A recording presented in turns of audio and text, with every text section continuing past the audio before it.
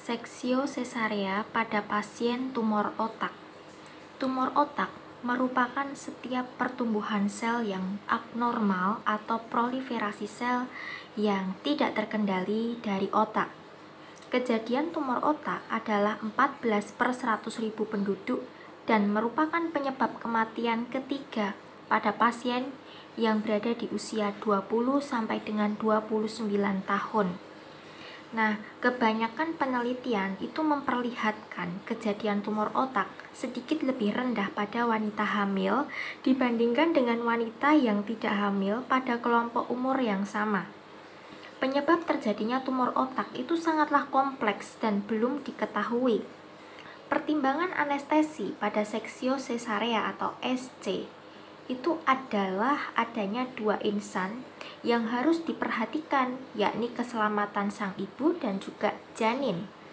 Adanya perubahan fisiologi serta perubahan anatomi ibu yang menyebabkan perubahan dalam teknik dan obat anestesi yang diberikan, dan adanya resiko regurgitasi, aspirasi, dan supine hypotension syndrome. Dari segi farmakologik, haruslah dipikirkan obat menembus sawar darah plasenta dan mempengaruhi janin. Hal ini penting lainnya ya.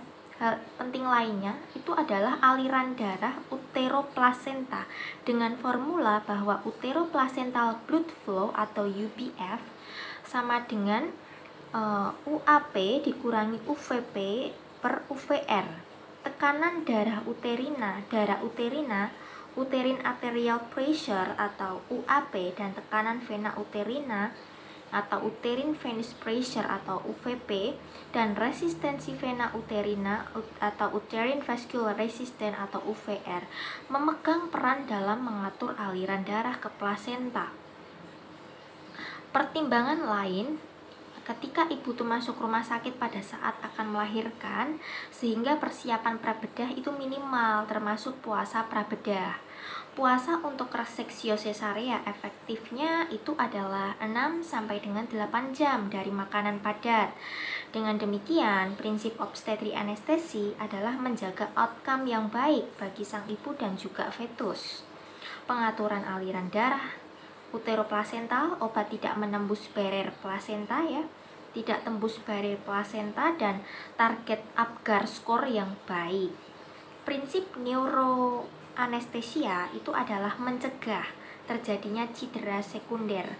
Cedera sekunder bisa terjadi pada cedera otak traumatik, tumor otak, penyakit cerebrovaskuler atau stroke, hemorhagik, stroke iskemik.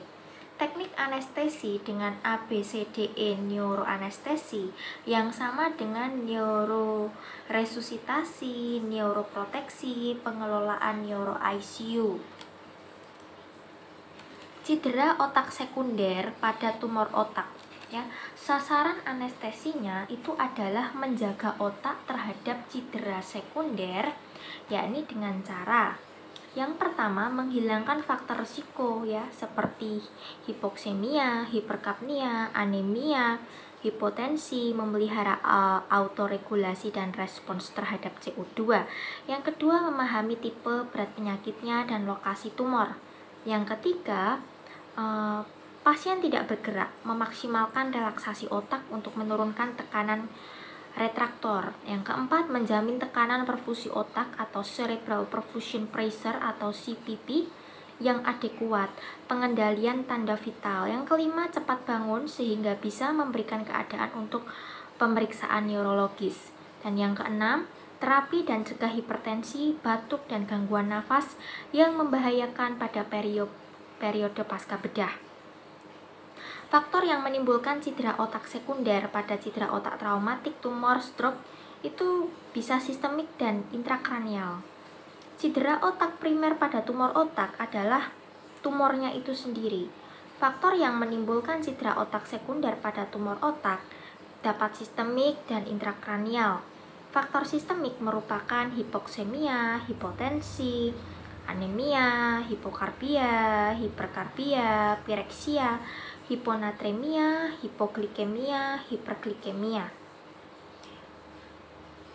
Nah, faktor intrakranial ya bisa hematoma, peningkatan ICP, seizure, infeksi, vasospasme. Baik, masuk ke bab efek kehamilan pada tumor otak. Kehamilan itu bisa mempengaruhi perkembangan tumor otak. Akan tetapi sebaliknya, tumor otak itu bisa mempengaruhi kehamilan. Ya. Efek kehamilan pada tumor otak adalah meningioma dan adenoma hipofise membesar selama kehamilan. Tumor metastasis dari mamai choriocarcinoma, ya. Perubahan fisiologi wanita hamil itu bisa mengeksaserbasi simptom tumor otak karena meningkatnya kandungan air otak dan distensi vena intrakranial. Efek tumor otak pada kehamilan itu adalah meningkatkan resiko abortus spontan, meningkatkan resiko kematian fetal, kemungkinan efek teratogenik dan karsinogenik dari radiasi selama diagnosa dan terapi, kemungkinan efek teratogenik dari terapi, dan meningkatnya resiko DVT. Masalah SC dengan tumor otak adalah dapat dilakukan SC dulu, kemudian diteruskan reseksi tumor otak. Nah, masalahnya adalah operasi yang lama saat melakukan pengangkatan tumor pada kontraksi uterus. Secara garis besar, anestesi itu dilakukan dengan anestesi umum. Apabila ada masalah atau terdapat masalah peningkatan ICP, anestesia berbasiskan anestesi intravena. Sedangkan apabila tidak terdapat peningkatan ICP, anestesia itu berbasiskan inhalasi kurang dari 1,5 mAc. Baik, dari penjelasan yang sudah saya jelaskan, dapat ditarik kesimpulan bahwa yang pertama, bila ada tanda kenaikan ICP dengan anestesi umum. Ya, jadi bila ada tanda kenaikan ICP itu dengan anestesi umum. Selanjutnya, apabila tidak ada gangguan koagulasi, bisa dilakukan dengan anestesi regional. Pada stroke iskemik akut, adanya hipotensi memperburuk cedera neuron. Yang selanjutnya, succinylcholine adalah kontraindikasi apabila ada defisit neurologik motor lebih dari 24 jam karena bisa menyebabkan hiperkalemia signifikan dan juga henti jantung. Yang selanjutnya, apabila diberikan antikonvulsan, percepatan metabolisme non-depol. Apabila ICP meningkat, pertahankan CPP adekuat dengan meningkatkan tekanan arteri rata-rata dan menurunkan ICP. Selanjutnya, pasang monitor tekanan darah invasif. Selanjutnya, hiperventilasi sebelum bayi lahir hanya apabila peningkatan ICP mengancam nyawa. Selanjutnya, manitol, indikasi apabila peningkatan ICP berat, efektif untuk ibu, tetapi bisa hipovolemia fetal. Siapkan untuk resusitasi cairan bayi.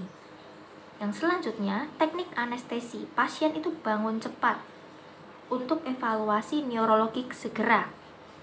Selanjutnya, karena diberikan narkotik sebelum bayi lahir, siapkan bantuan respiratori untuk sang bayi.